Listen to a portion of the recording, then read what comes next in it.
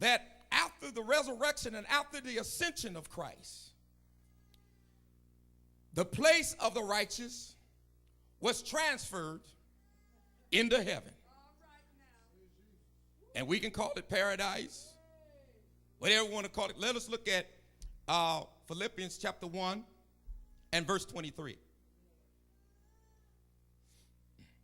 For I am in strait betwixt two, having a desire to depart. This is Paul talking about leaving this world.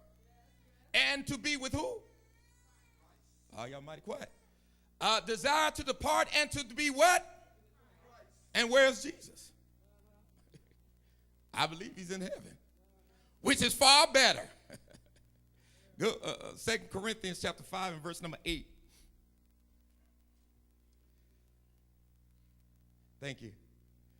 We are confident, I say, and willing rather to be absent from the body and to be present with the Lord. So we know that when we die, we go to be with the Lord.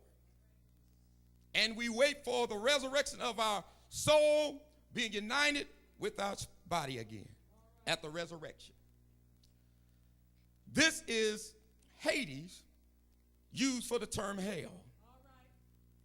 There's another word that is used at least one time in the New Testament for hell in the Greek, and it's called Tartarus.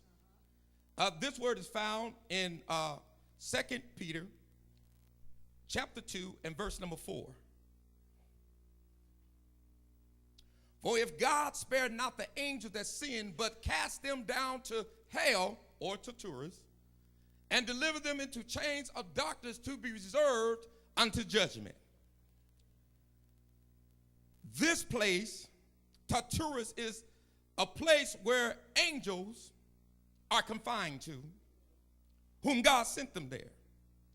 It is believed that even when Jesus walked the earth, and angels, or not angels, demons who possess people, when they saw him, they said, I know who you are.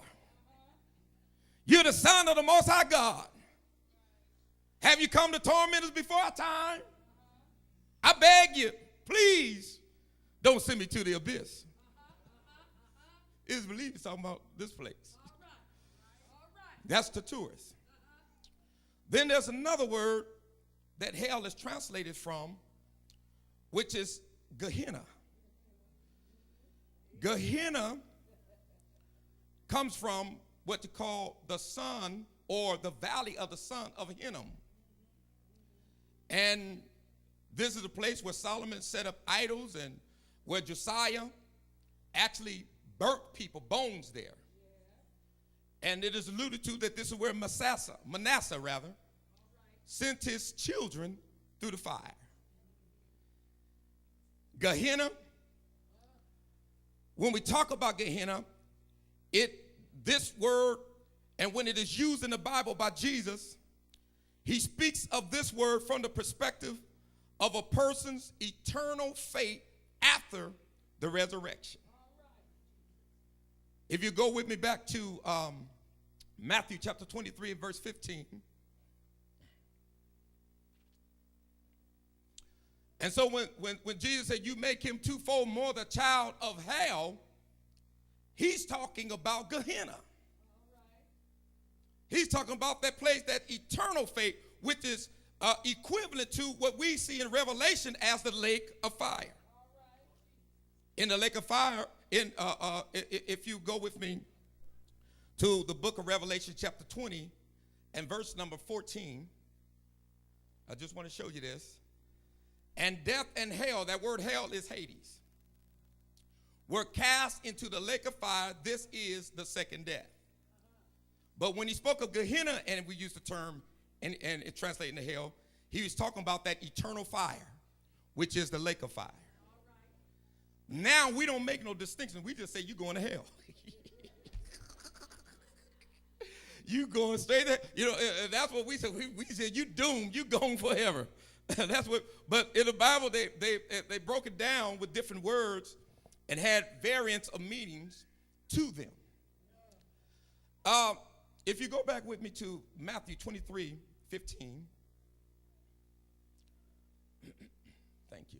And so when he's talked about, and he says that you make him twofold more the child of hell than yourselves, he's talking about Gehenna. And Jesus used this word Gehenna. If you go to Matthew chapter 5 and verse 22.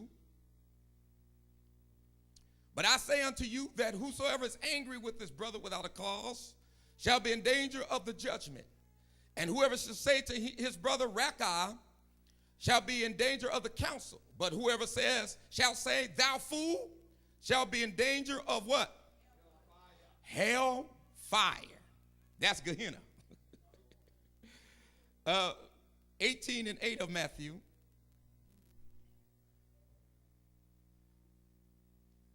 Wherefore, if thy hand or thy foot offend thee, cut them off and cast them from thee.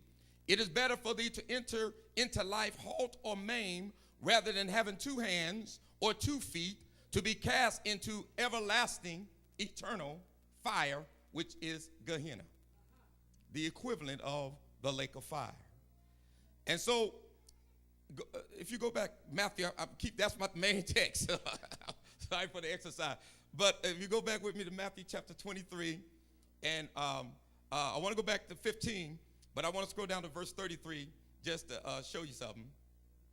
33, yes. And this with Jesus talking to them, and this is what he concluded with. He said, you serpents, you generation of vipers, how can you escape the damnation or being condemned to hell, of hell? Talking about eternal.